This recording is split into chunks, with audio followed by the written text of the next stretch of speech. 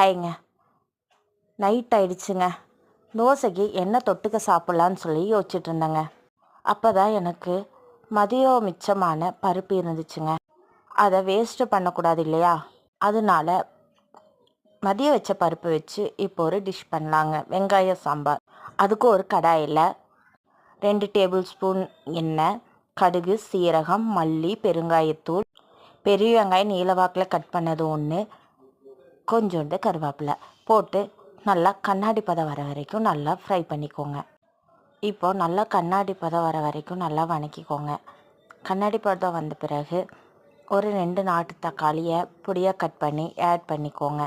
Add பண்ணி பச்சை வாசம் போகிற வரைக்கும் நல்லா ஃப்ரை பண்ணுங்க.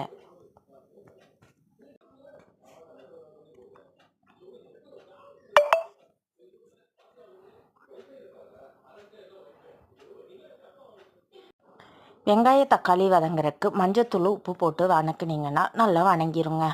எனக்கு இப்போது நல்லாவே வதங்கிருச்சு.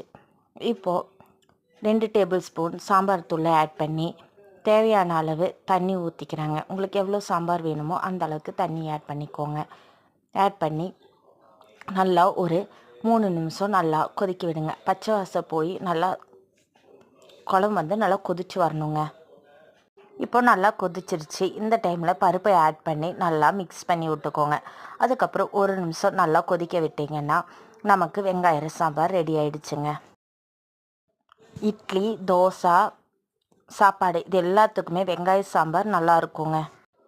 மிச்சமான பருப்பில் வெங்காய சாம்பார் செஞ்சு சாப்பிட்டு பாருங்கள். டேஸ்ட் சூப்பராக இருக்கும் ஃப்ரெண்ட்ஸ். தேங்க்யூ.